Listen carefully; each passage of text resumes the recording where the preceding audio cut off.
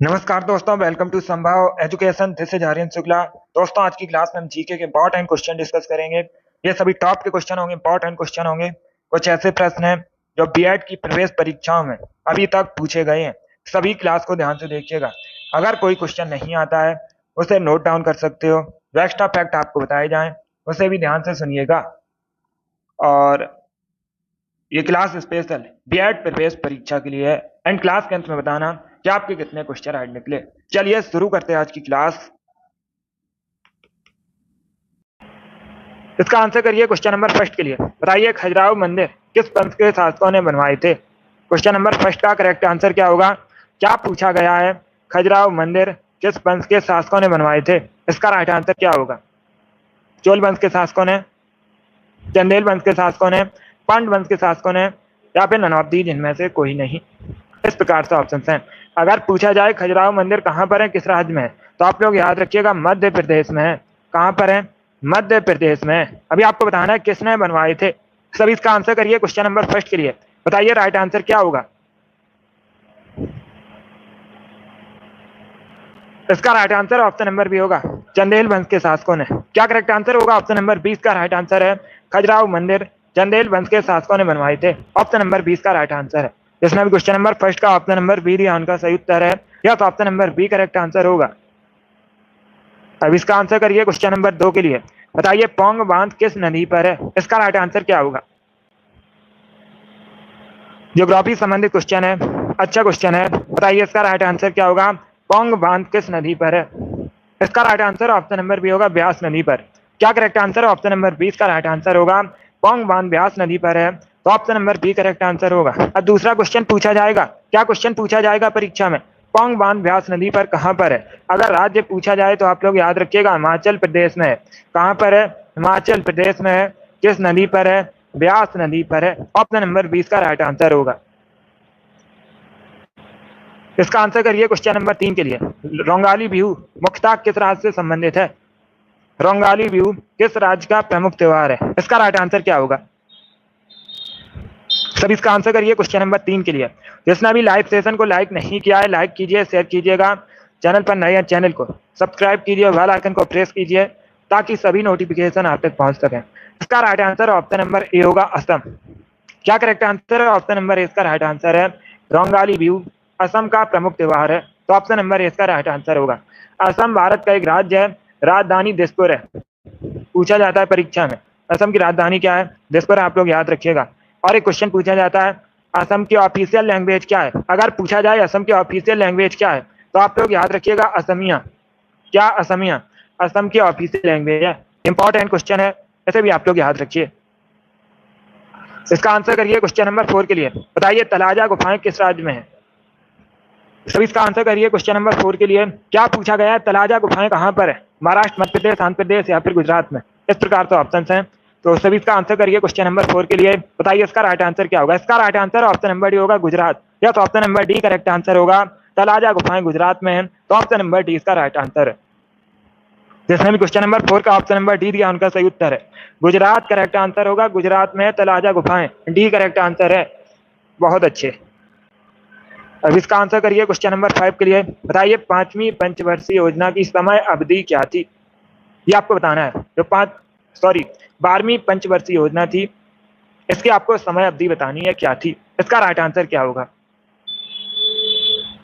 तो सभी इसका आंसर करिए क्वेश्चन नंबर 5 के लिए। गुड। इसका राइट आंसर होगा ऑप्शन नंबर सी, 2012 में शुरू हुई थी। कब शुरू हुई थी? 2012 में शुरू हुई थी और 2017 तक चली थी 12वीं पंचवर्षीय योजना। ये अंतिम पंचवर्षीय योजना थी, लास्ट पंचवर्षीय योजना थी। पूछा जाएगा परीक्षा में क्वेश्चन अंतिम पंचवर्षीय योजना कौन थी, तो आप लोग याद रखिएगा 12वीं पंचवर्षीय योजना 2017 में शुरू हुई थी, 2012 में शुरू हुई थी, 2017 तक चली थी।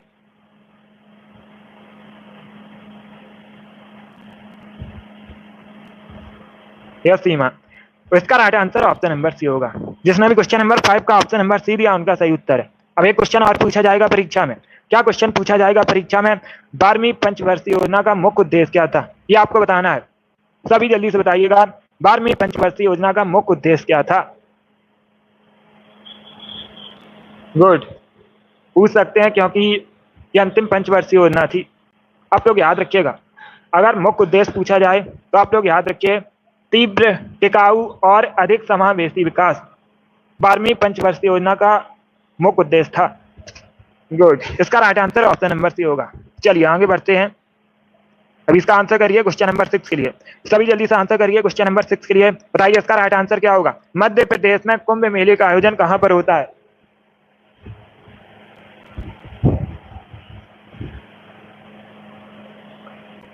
सभी इसका आंसर करिएगा। मध्य प्रदेश में कुंभ मेले का आयोजन कहां पर होता है, इसका राइट आंसर क्या होगा।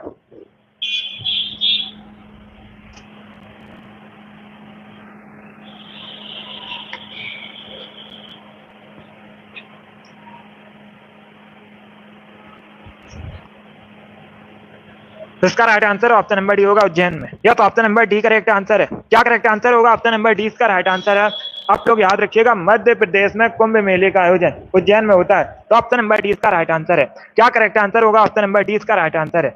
बाकी आप लोग याद रखिएगा उज्जैन कहां पर है, मध्य प्रदेश में पूछा जाता है उज्जैन कहां पर है, मध्य प्रदेश में है।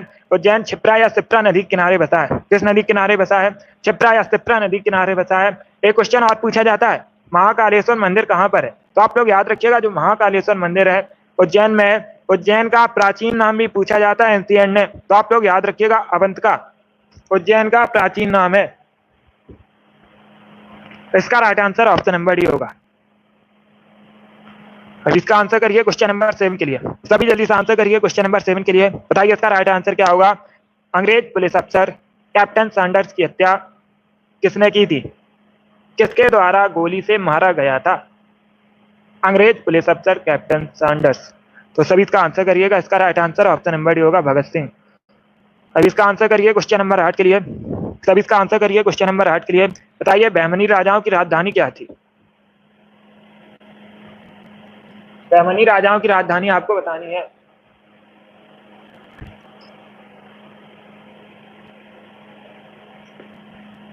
इसका right answer option number A होगा, गुलबर्गा। क्या करेक्ट आंसर है, ऑप्शन नंबर ए इसका राइट आंसर होगा, गुलबर्गा बहमनी राजाओं की राजधानी थी। तो ऑप्शन नंबर ए इसका राइट आंसर होगा, ए करेक्ट आंसर है इसका। अब इसका आंसर करिए क्वेश्चन नंबर 9 के लिए। सभी जल्दी से आंसर करिए क्वेश्चन नंबर 9 के लिए। बताइए इनमें से कौन सा केंद्र शासित प्रदेश नहीं है। 4 ऑप्शन आपको दिए गए हैं। बताइए इनमें से कौन सा भारत का केंद्र शासित प्रदेश नहीं है। सभी इसका आंसर करिएगा। बताइए इसका राइट आंसर क्या होगा। ऑप्शंस को पढ़ लीजिए, उसके बाद ही आंसर करिए। जल्दबाजी में आपको आंसर नहीं देना है। इसका right answer option number B होगा, त्रिपुरा। क्या करेक्ट आंसर होगा, बी करेक्ट आंसर होगा। बी करेक्ट आंसर होगा। आप लोग याद रखिएगा त्रिपुरा भारत का एक राज्य है। क्या है, भारत का एक राज्य है। राजधानी अगरतला है। बाकी आप लोग याद रखिए चंडीगढ़, पुडुचेरी, लक्षद्वीप ये सभी केंद्र शासित प्रदेश है। अब इसका आंसर करिए क्वेश्चन नंबर 10 के लिए। बताइए चरक संहिता नामक पुस्तक किस विषय से संबंधित है। गुड, इसका आंसर क्या होगा। चरक संहिता नामक पुस्तक किस विषय से संबंधित है। इसका right answer option number C होगा, चिकित्सा से। या तो option number C correct answer होगा, चिकित्सा से संबंधित है चरक संहिता। तो ऑप्शन नंबर सी इसका राइट आंसर है। अब इसका आंसर करिए क्वेश्चन नंबर 11 के लिए। बताइए भारतीय नाट्य संस्थान कहां पर स्थित है। तो इसका आंसर करिए क्वेश्चन नंबर 11 के लिए। क्या पूछा गया है, भारतीय नाट्य संस्थान कहां पर स्थित है। नई दिल्ली, लखनऊ, भोपाल या फिर पुणे। इस प्रकार से ऑप्शन है। तो सभी इसका आंसर करिए क्वेश्चन नंबर 11 के लिए। इसका right answer option number A होगा, नई दिल्ली में। क्या करेक्ट आंसर है, ऑप्शन नंबर ए इसका राइट आंसर है। आप लोग याद रखिएगा भारतीय नाट्य संस्थान नई दिल्ली में स्थित है। तो ऑप्शन नंबर ए इसका राइट आंसर होगा, नई दिल्ली करेक्ट आंसर होगा इसका। अभी इसका आंसर करिए क्वेश्चन नंबर 12 के लिए। सभी इसका आंसर करिए क्वेश्चन नंबर 12 के लिए। बताइए इसका राइट आंसर क्या होगा। दही का खट्टापन निम्न में से किसकी वजह से होता है। इसका राइट आंसर आपको बताना है। दही का जो खट्टापन होता है किसकी वजह से होता है। सिट्रिक एसिड की वजह से, लैक्टिक एसिड की वजह से, एसिटिक एसिड की वजह से या फिर नन ऑफ दीज। इसका right answer option number B होगा, लैक्टिक एसिड की वजह से। या तो option number B correct answer होगा, दही का खट्टापन लैक्टिक एसिड की वजह से होता है। तो ऑप्शन नंबर 20 का राइट आंसर है। अब इसका आंसर करिए क्वेश्चन नंबर 13 के लिए। सभी जल्दी से आंसर करिए क्वेश्चन नंबर 13 के लिए।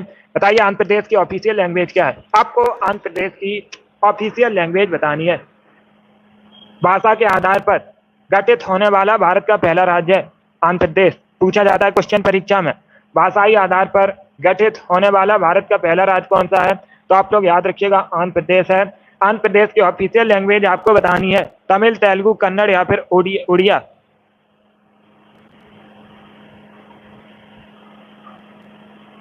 इसका right answer option number B होगा Telugu. Yes, option number B correct answer है। आप लोग याद रखिएगा आंध्र प्रदेश की जो राज्य की भाषा ऑफिशियल लैंग्वेज तेलुगु है। ऑप्शन नंबर 20 का राइट आंसर है।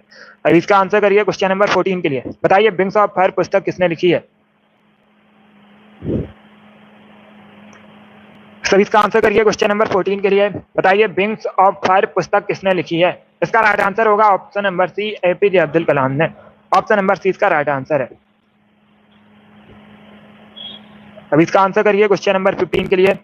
सभी इसका आंसर करिए क्वेश्चन नंबर 15 के लिए। बताइए फिनिक्स बस्ती की स्थापना इनमें से किसने की थी? इसका right answer option number A होगा महात्मा गांधी ने। यस, ऑप्शन नंबर ए इसका राइट आंसर है। फिनिक्स बस्ती की स्थापना की थी महात्मा गांधी ने। तो ऑप्शन नंबर इसका राइट आंसर होगा। अब इसका आंसर करिए क्वेश्चन नंबर 16 के लिए। सभी इसका आंसर करिए क्वेश्चन नंबर 16 के लिए। बताइए इसका राइट आंसर क्या होगा? कंस मेले का आयोजन कहाँ पर होता है? सभी जल्दी से बताइएगा कंस मेले का आयोजन कहाँ पर होता है? इसका right answer option number C होगा मथुरा में। उत्तर प्रदेश की मथुरा में कंस मेले का आयोजन होता है। तो ऑप्शन नंबर सी इसका राइट आंसर होगा। अब इसका आंसर करिए क्वेश्चन नंबर 17 के लिए। बताइए क्वेश्चन नंबर 17 का करेक्ट आंसर क्या होगा? आईटी का फुल फॉर्म क्या होता है? क्या पूछा गया है? आईटी का फुल फॉर्म पूछा गया है। तो इसका right answer option number A होगा इंफॉर्मेशन टेक्नोलॉजी। क्या ऑप्शन नंबर इसका राइट आंसर है? इंफॉर्मेशन टेक्नोलॉजी आईटी का फुल फॉर्म होता है। इसका आंसर करिए क्वेश्चन नंबर 18 के लिए। इक्थियोलॉजी इनमें से किससे संबंधित अध्ययन है? सभी इसका आंसर करिए क्वेश्चन नंबर 18 के लिए। बताइए इसका राइट आंसर क्या होगा? इक्थियोलॉजी निम्न में से किससे संबंधित अध्ययन है? ये आपको बताना है। तो इसका right answer option number A होगा मछलियों का अध्ययन। क्या करेक्ट आंसर होगा? ऑप्शन नंबर ए इसका राइट आंसर होगा। इक्थियोलॉजी में मछलियों का अध्ययन किया जाता है। ऑप्शन नंबर ए इसका राइट आंसर है। ए करेक्ट आंसर होगा इसका।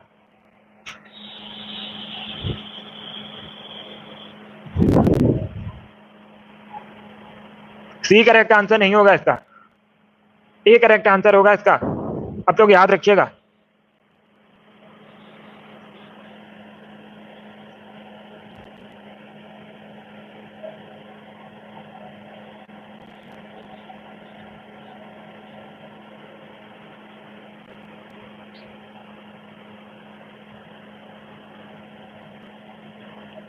इसका आंसर करिए क्वेश्चन नंबर 19 के लिए। सभी जल्दी से आंसर करिए क्वेश्चन नंबर 19 के लिए। मानसून क्या है? मानसून किस प्रकार की पवन है? सभी इसका आंसर करिए क्वेश्चन नंबर 19 का। बताइए मानसून किस प्रकार की पवन है? इसका राइट आंसर क्या होगा? सभी इसका आंसर करिएगा। ऑप्शन को पढ़ लीजिए, उसके बाद ही आंसर करिए। जल्दबाजी में आंसर नहीं देना है।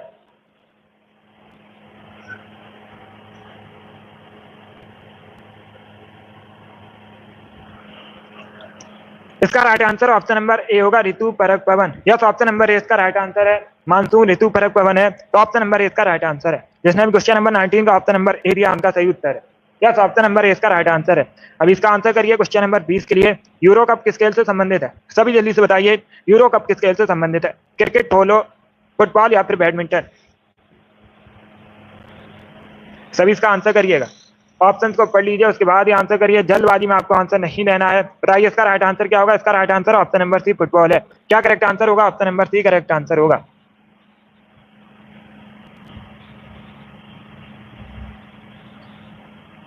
इसका right answer option number A नहीं होगा। इसका right answer option number C होगा। फुटबॉल से संबंधित है यूरो कप। तो ऑप्शन नंबर सी इसका राइट आंसर है। जिसने भी क्वेश्चन नंबर 20 का ऑप्शन नंबर सी दिया उनका सही उत्तर है। बहुत अच्छे।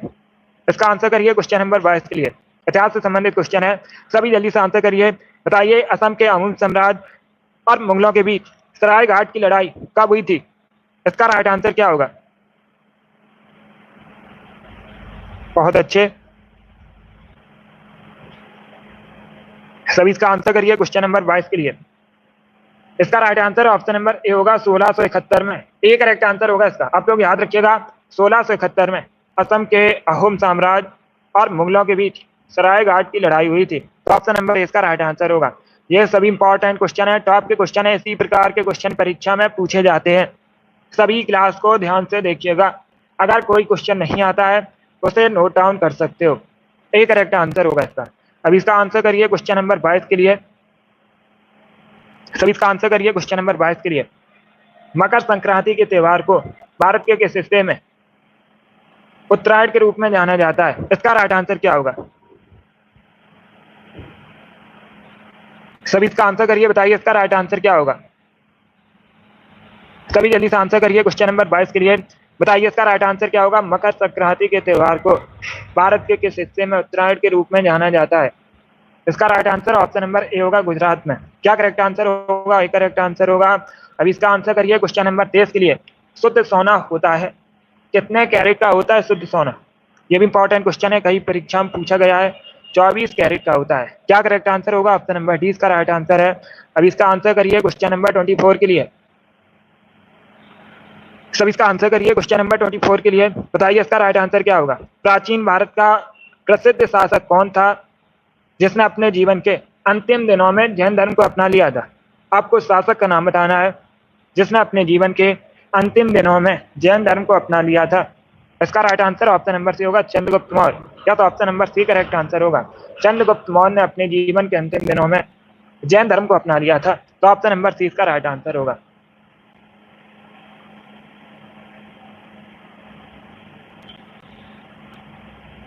सी करेक्ट आंसर होगा, चंद्रगुप्त मौर्य करेक्ट आंसर होगा। चंद्रगुप्त मौर्य ने मौर्य वंश की स्थापना भी की थी।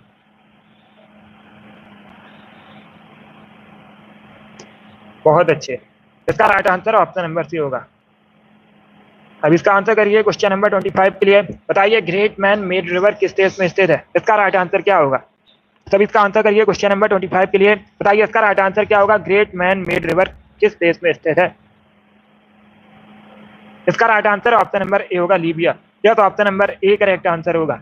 अब इसका आंसर करिए क्वेश्चन नंबर 26 के लिए। बताइए कीटनाशक डीटीटी का आविष्कार किसने किया था? इसका राइट आंसर आपको बताना है। कीटनाशक डीटीटी का आविष्कार किसने किया था? बी करेक्ट आंसर होगा, डॉक्टर पॉल मुलर। क्या करेक्ट आंसर? ऑप्शन नंबर 20 का राइट आंसर होगा। डॉक्टर पॉल मुलर ने डीटीटी का आविष्कार किया था। ऑप्शन नंबर 20 का राइट आंसर है। 27 के लिए आंसर करिए। बताइए केल्विन क्या मापने की इकाई है? सभी इसका आंसर करिए। बताइए केल्विन क्या मापने की इकाई है? इसका right answer option number A होगा, temperature. Yes, option number A correct answer होगा। केल्विन टेम्परेचर मापने की इकाई है, तापमान मापने की इकाई है, तो ऑप्शन नंबर ए इसका राइट आंसर है। बहुत अच्छे।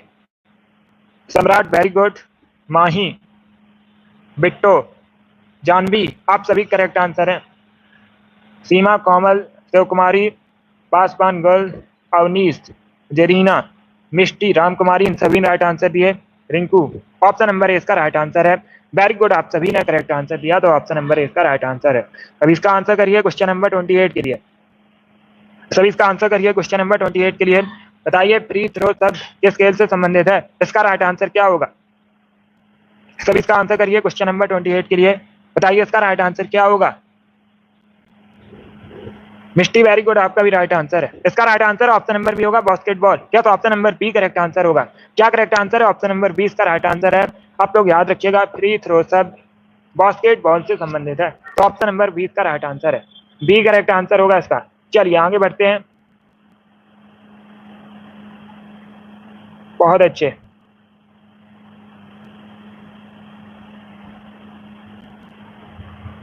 इसका right answer option number B होगा। फ्री हिट शब्द अलग है। फ्री हिट शब्द होता है क्रिकेट से संबंधित। यहाँ पर पूछा गया था फ्री थ्रो शब्द किस खेल से संबंधित है, तो इसका right answer option number B होगा, बास्केटबॉल। अब इसका आंसर करिए क्वेश्चन नंबर 29 के लिए। बताइए कानून के समान संरक्षण वाक्य कहाँ से लिया गया है? इसका राइट आंसर क्या होगा? सभी इसका आंसर करिए। बताइए इसका करेक्ट आंसर क्या होगा? वेटेन करेक्ट आंसर नहीं होगा। वेटेन करेक्ट आंसर नहीं होगा इसका। इसका right answer option number A होगा, America. Yes, option number A इसका राइट आंसर है। कानून के समान संरक्षण जो वाक्य है ये अमेरिका लिया गया है। Option number A correct answer होगा इसका। यस, ऑप्शन नंबर ए इसका करेक्ट आंसर है। बहुत अच्छे। तो ऑप्शन नंबर ए इसका राइट आंसर है, यूएसए करेक्ट आंसर होगा। अभी इसका आंसर करिए क्वेश्चन नंबर 30 के लिए। बताइए राष्ट्रीय साक्षरता मिशन की शुरुआत कब हुई थी? सभी इसका आंसर करिए क्वेश्चन नंबर 30 के लिए। बताइए इसका राइट आंसर क्या होगा। भारत में राष्ट्रीय साक्षरता मिशन की शुरुआत कब हुई थी। इसका राइट आंसर होगा ऑप्शन नंबर बी 1988 में। यह तो option number B correct answer होगा। 1988 में भारत में राष्ट्रीय साक्षरता मिशन की शुरुआत हुई थी। अब इसका आंसर करिए क्वेश्चन नंबर 31 के लिए। सूखा रोग किस विटामिन की कमी से होता है।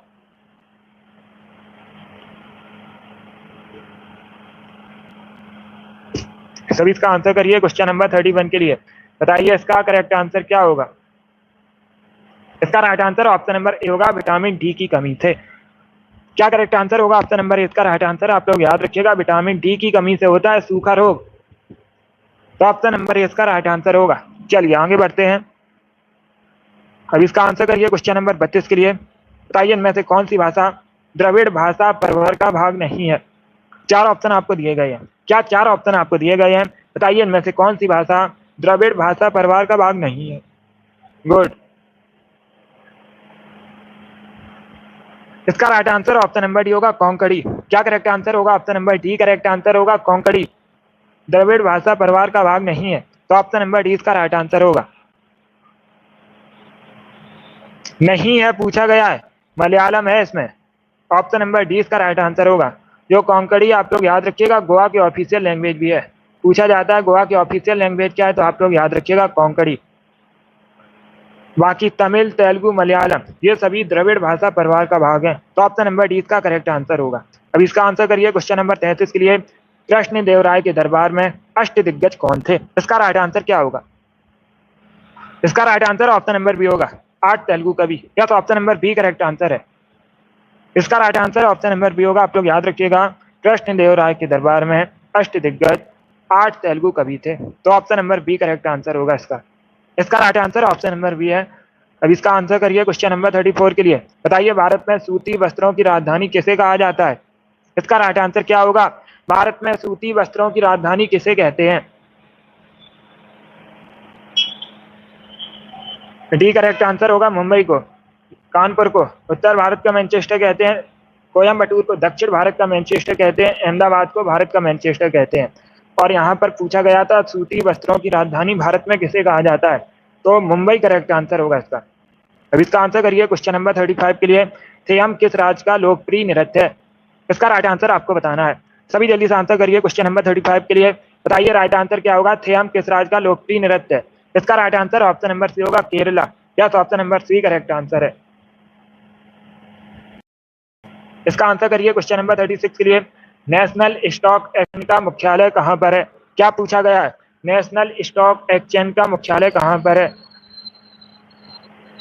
इसका right answer option number C होगा, मुंबई में। क्या करेक्ट आंसर है। Option number C correct answer होगा, मुंबई में नेशनल स्टॉक एक्सचेंज का मुख्यालय है। तो ऑप्शन नंबर सी इसका राइट आंसर है।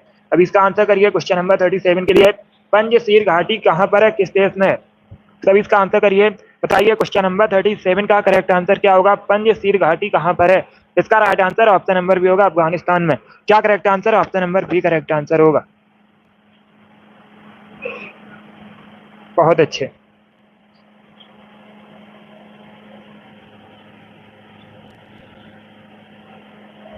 इसका right answer option number B होगा, अफगानिस्तान करेक्ट आंसर होगा।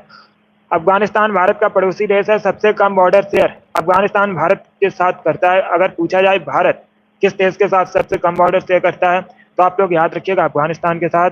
एशिया महाद्वीप के अंतर्गत आता है। राजधानी काबुल है, कई बार मैंने आपको बताया भी है। और अफगानिस्तान की जो संसद है इसे सोरा कहा जाता है। ये भी इंपॉर्टेंट है, ये भी आप लोग याद रखिए।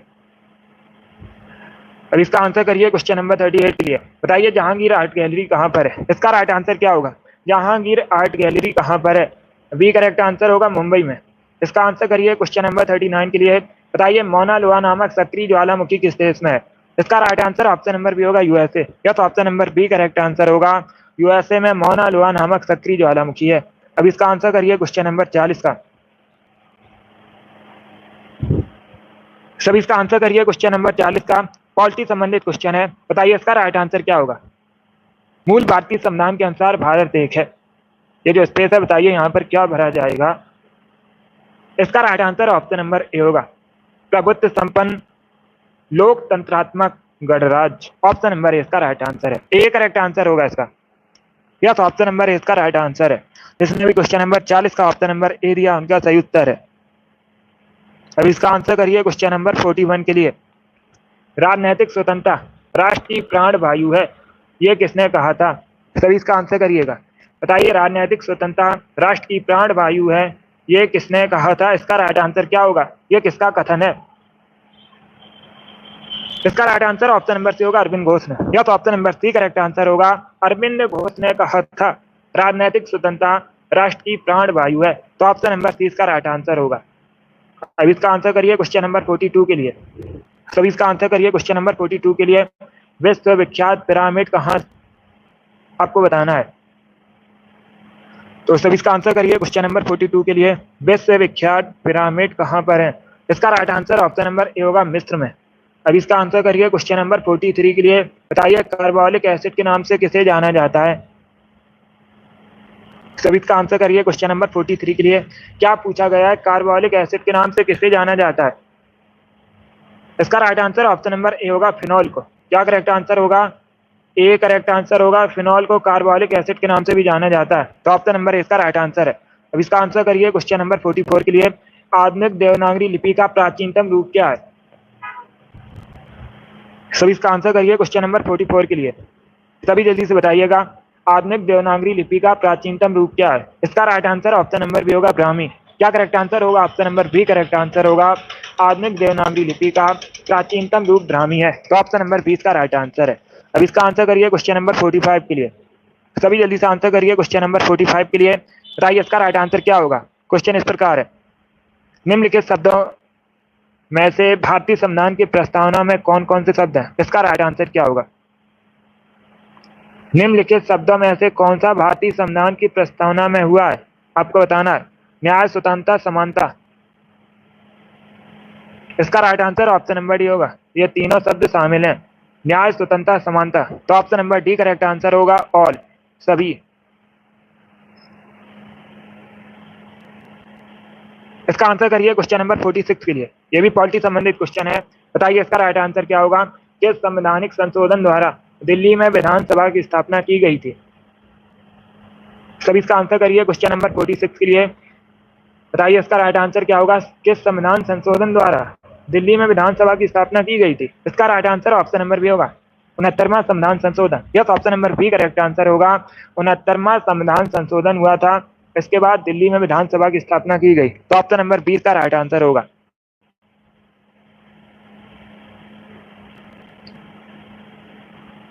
इसका आंसर करिए क्वेश्चन नंबर 47 के लिए। गुड इवनिंग, सभी इसका आंसर करिए क्वेश्चन नंबर 47 के लिए। सबसे बड़ा पशु मेला कहां पर लगता है? आपको बताना है।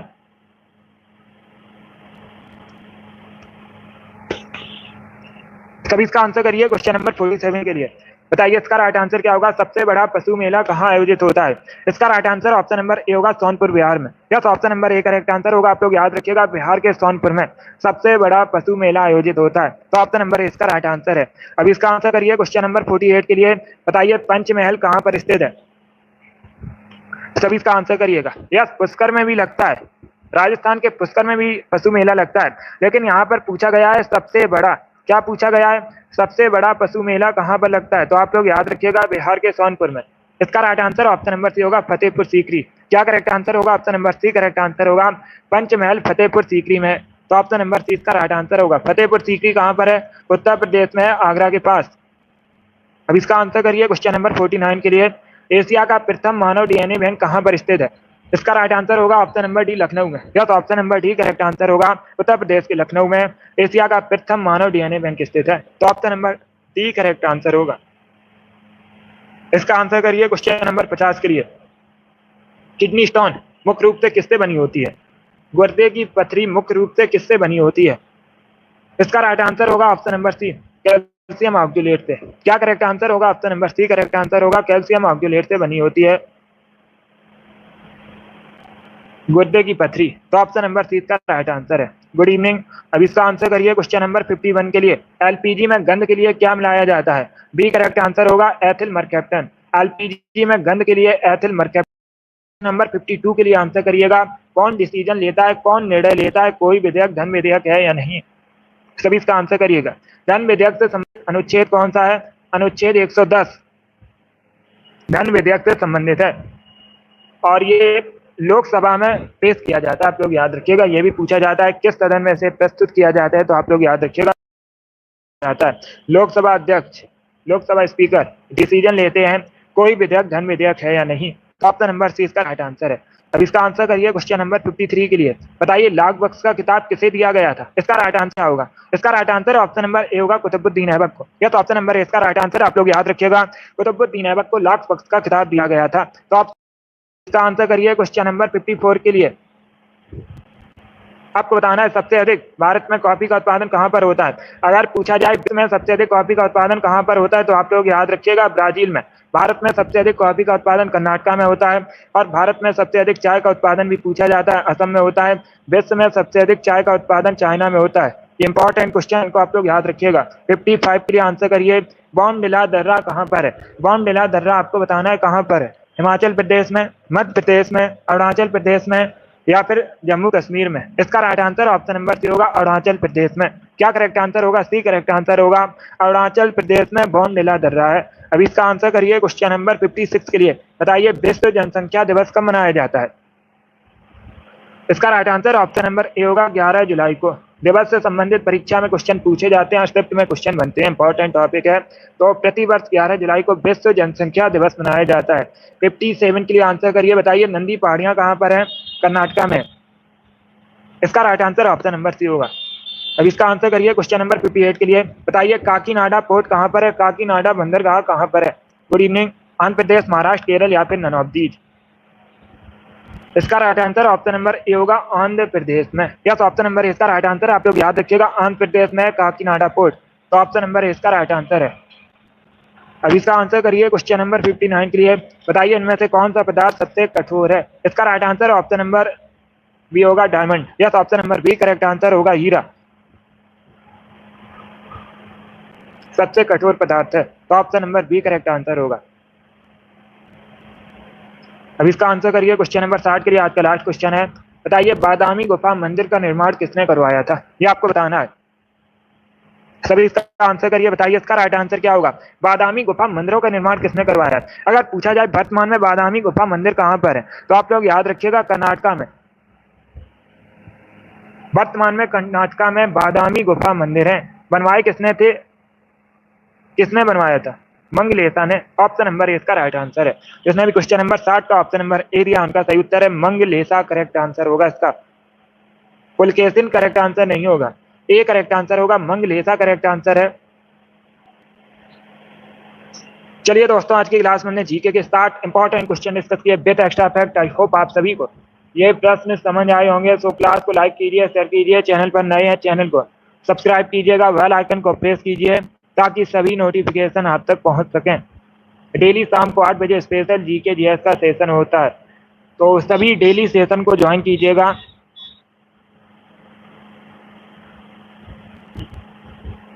यस सचिन, डेली क्लास को ज्वाइन कीजिएगा।